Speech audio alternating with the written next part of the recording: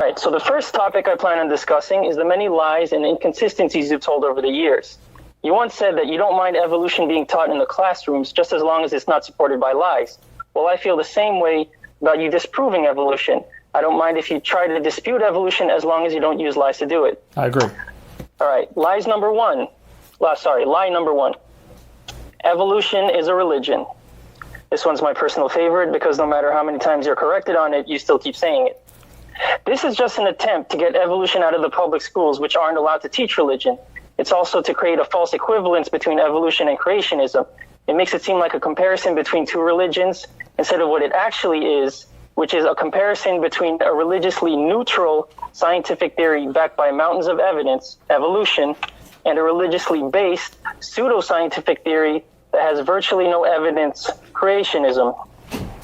Your main reason for calling it a religion is that it requires belief. Now, let's explore that meaning. Not every belief is classified as a religion. People believe in a lot of things. They believe in the tooth fairy, they believe in Bigfoot, they believe in aliens. None of these are classified as religions because they don't cover the creation of the universe and the meaning of life, and neither does evolution.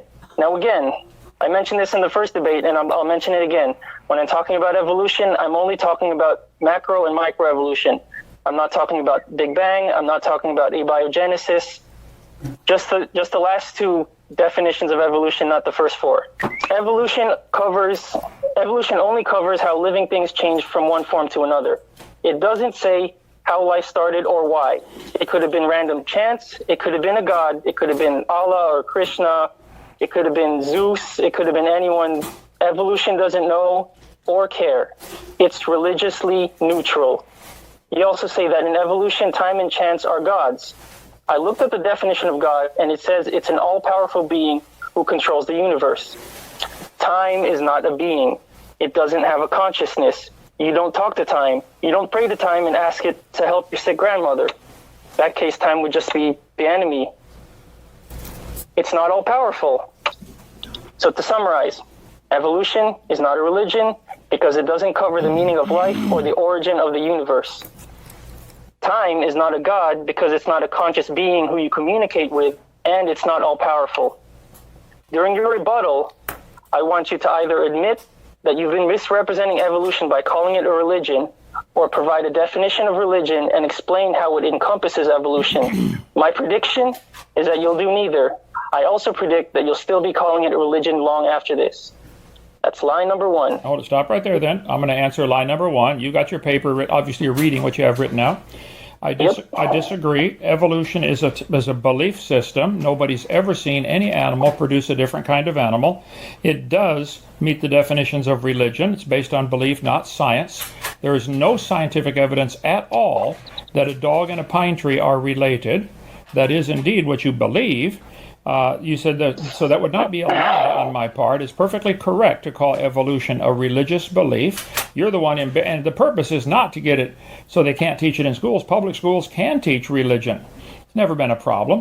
There have been two states, Arkansas and Louisiana, that passed laws to require that creation be taught, and the court struck it down and said, no, you cannot require that. They have never said you cannot teach creation. They have never said you cannot teach religion in public schools. You are mistaken. Public schools are allowed to. Now, they typically don't because they're afraid of a lawsuit from the American Communist Lawyers Union, the ACLU, but so it is not correct that that's the purpose of this. I call evolution a religion because it's a religion, not because I'm trying to get it out of school. So you have nothing to fear. That's not the reason for that. I think evolution is a religion. It's something you have to believe in. What happens is you're taking little bits of scientific evidence, like dogs and wolves being related, which is demonstrable, and then extrapolating it by great faith. You're still breathing into the phone. Extrapolating that by great faith into believing that dogs and pine trees are related. And I just have to disagree. Let's see. Religion is defined as a cultural system or designated behavior and practice, worldview, text, sanctified places, prophecies, ethics, organization, this is from Wikipedia, that relate humanity to supernatural, transcendental, or spiritual elements. I think you have a great belief that matter and time and chance can accomplish the things. If you believe dogs and pine trees are related, if you try to explain why, I promise you're going to have to make the mistake of saying, Well, given enough time. Time is indeed the God that you think can do anything. We've never seen a dog produce a non-dog, but you think with enough time, a dog in a pine tree can be traced back to a common ancestor. So that is a belief system. And yes, you're probably right. I'm going to continue calling it a religion, probably more so now that you brought it up. I'll define the terms a little more carefully, but yes, you can believe in that if you'd like. But it's not a lie that I'm teaching. It is correct, and millions agree with me. I didn't say anything about, like, what part of evolution is supernatural.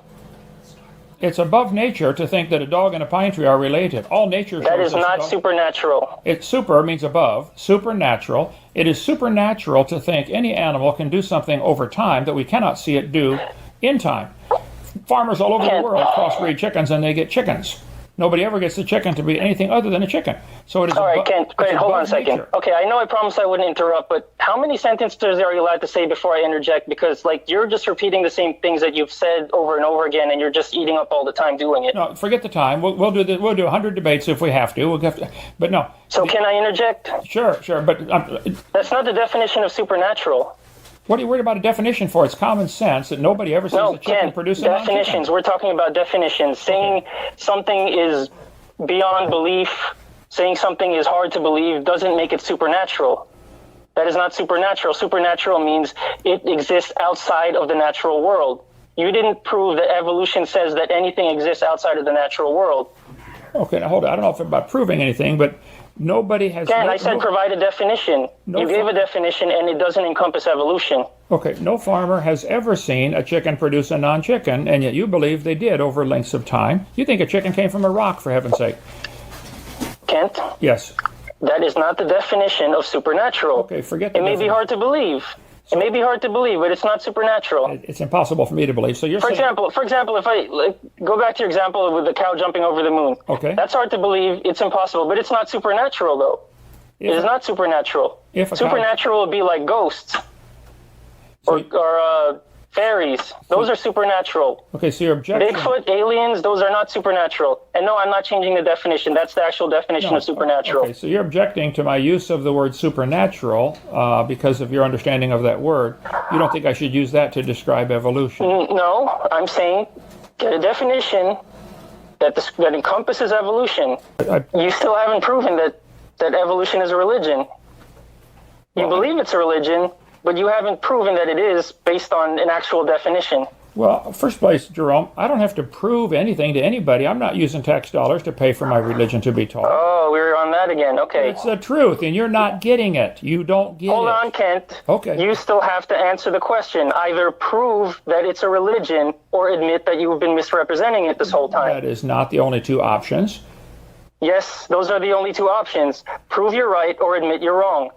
Those are your only two options, and you haven't proven you're right so far. Those are not the only two options. You're giving a Then what is the other option? It's a false dichotomy. Okay, then what? Okay, go ahead. Some things cannot be proven. Can you prove that if you drill down 10,000 feet in the planet Jupiter, it's made out of whatever gas or something?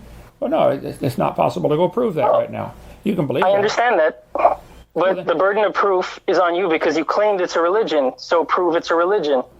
I don't have a burden of proof at all. I can yes, you do, Kent. You do. You claimed it's a religion. The person making the claim has the burden of proof. Ask any lawyer.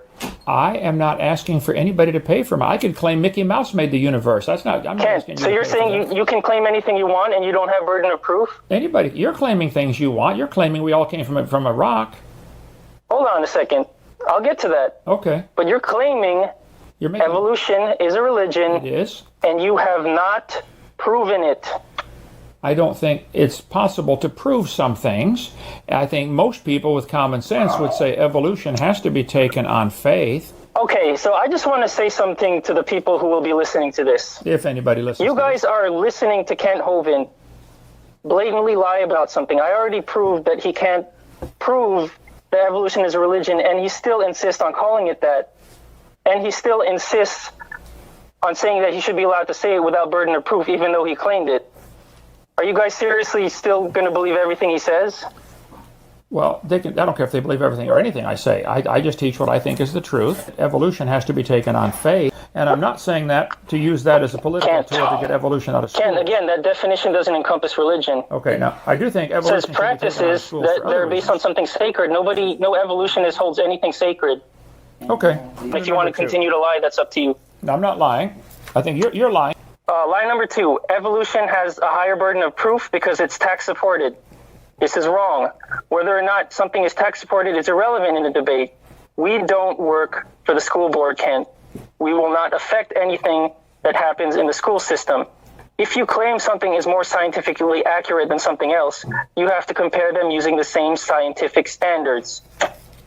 Go ahead. Okay, the school system is all supported by tax dollars based on property taxes, not any other kind that I'm aware of. So all the people in a community have to pay via taxes on their house to support a school system, and they can decide what they want taught and what they don't want taught. And if you claim that creationism is backed by more scientific evidence than evolution, then you have to compare them using the same scientific standards. Sure. You can't compare evolution under higher standards than creation. It's not fair.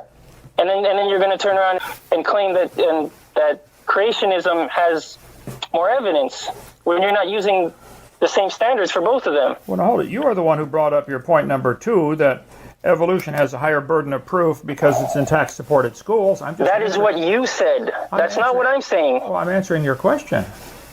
You're claiming that I say evolution has a higher burden of proof because it is in tax-supported schools.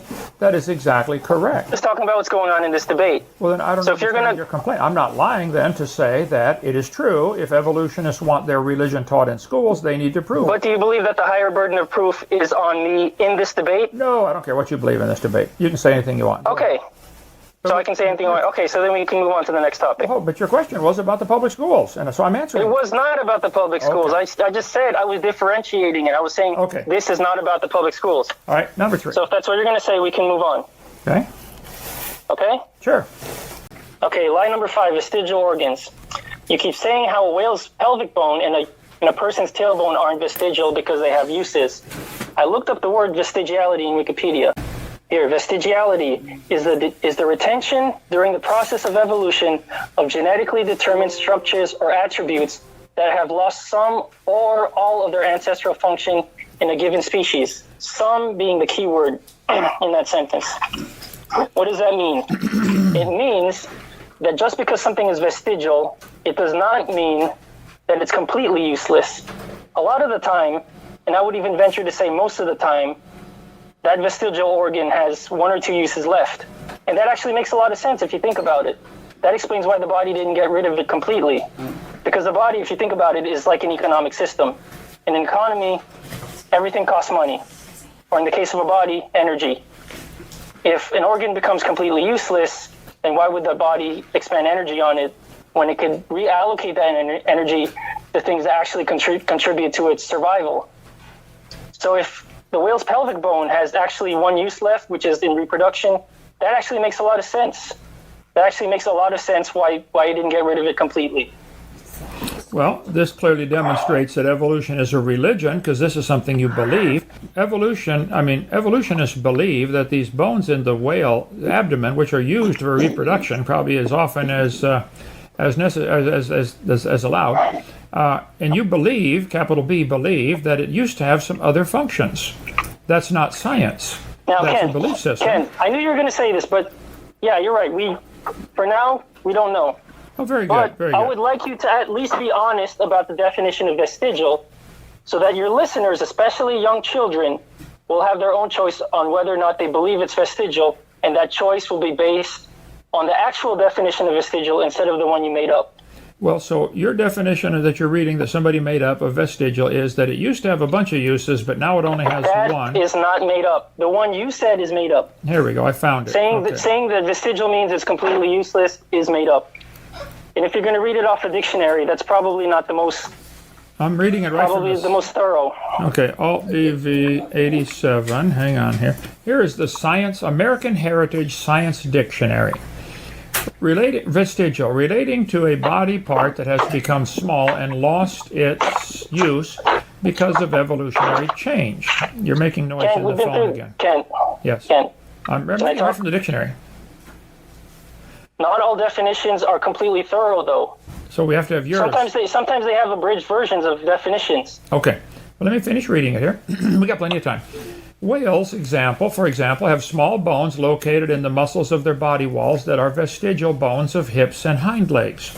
Then they show a picture from Biology, Curtis and Barnes, a college biology book, that shows a picture of a whale skeleton. I'm showing it on screen here. It says many organisms retain traces of their evolutionary history. For example, the whale retains pelvic and leg bones as useless vestiges. Well, they're claiming they're useless. Let's see, let me get to, here's a National Center for Science Education. Shows how the cow evolved into the whale. And okay, can I talk now? Well, let me finish answering Okay, go ahead. Okay. Here's a Holt biology textbook. Modern whales have hind limbs which have been reduced to only a few tiny internal hind limb bones that have no function. They are mistaken. They do have a function. Here's Eyes on Nature. Can I talk now? You made your point. Can I talk now? My point is, we don't know that these were ever hip bones or leg bones for anything. All we know is they use them for reproduction. That's end of story. Why do you believe in your religion that they used to walk with these little tiny bones in there? Ken, you're grasping at straws. The scientists said they're completely useless. Maybe they should have done more research. Maybe they should have realized it still has one or two uses left. Right. That does not, however, take away the original idea, which is that they're vestigial, which is that they had other uses before that they don't have anymore. How do you know they had other uses before? Ken, we've been through this. No, you're right about that part. We don't know, but at least be honest about what vestigial means. Okay, yeah, vestigial. It does not mean completely useless. Right. Well, I read so you agree it doesn't mean completely useless? Well, most dictionaries say it does, and I think they're wrong about that. So you guys may want to get your ducks in a row. That vestigial means that it could have one or two uses left? Okay. Do you agree with that? Yeah, well, I would agree that... Yes or no, Ken? Yes or no? I don't think there's any such thing as a vestigial organ. Kent, I'm asking you, yes or no, do you believe that vestigial encompasses things that have one or two uses left? I think there are some dictionaries and websites... Kent, I'm not asking what the dictionaries say. I'm asking if you agree with that. Do you agree that vestigial encompasses things that lost some of their function but still have some left? Yes or no? Some science books define it that way, in which case I think they all have some function. Now they assume that it had more functions in the past, but that's not science. Right now I'm only asking you if you agree with that definition. Do you agree that vestigial includes things that have one or two functions left after having lost some of the others? I believe there are people who think that is true. I don't believe that's true. No. You don't believe that vestigial means that? I don't think the whale's pelvic bones ever had any other That's not what uses. I'm asking you right now, Ken. I'm asking you the definition. Do you agree with that definition? Do you agree that that's a definition of vestigial? I agree that you read that definition of vestigial from somebody's book. Do you agree that the definition is true, Kent? That's what I'm asking you. No, I don't know that I could say it's true or not. I'd like to see that in writing and analyze So you disagree? You disagree? Well, I said I'd like to see it. You'd like to see it in writing? Look it up on Wikipedia. That's where I found it. I just sent you. I read you some definitions of. I'm telling you, you guys. Okay, but the one from Wikipedia says that includes things that have one or two uses left. Oh, okay. Do you agree that that's an acceptable definition of the word? Well, I think they have to say that now because they're realizing they do have uses left. Now they're assuming that. They've always been saying that. They've always been saying that. I can show you from the dictionary. They've not always been saying that. Here's a Holt biology book saying they have no function. Dictionaries give abridged definitions of words. They're not always thorough. The person writing the dictionary didn't know that someone like you would be bringing up this argument. They didn't think that it was really worth mentioning that they had one or two uses left. Okay, Glencoe the main idea is that they lost at least most of their uses. Okay, now would you agree, Jerome, that you believe they have lost some uses, but they still retain a few uses? Do you agree that is a belief on your part? You don't know of any other uses they had. You believe. Depends on how you define belief. It's not a religious belief. Okay, do you know for sure that whales' hip bones had any other uses? Do you know this for sure? I don't know for sure, Ken. Yeah. I never did. Good. I never said I knew for sure. Well, then help me get this out of the textbook, because they're teaching they used to be legs. No, that's not up to me. I don't work for the school system. Okay. Well, I got pictures of the books right in front of me. It says the whale's pelvic bones have no purpose. Ken, again. That's the textbook. The main idea is that they lost their other purposes from when they were a land mammal. That's the main idea. That's what they were focused on. That's the main They religion. didn't care if it had one or two uses left. They didn't know that it would be used in a debate against you. Yeah, That's just a detail. They should It's have. just a detail, and it doesn't matter. It doesn't take away from the original idea. They should have taken me into consideration. I agree. So I agree, Ken. Yeah, everything is about you. I know. Yay, you're getting it. Okay. So You agree everything's about you? no, here we go again.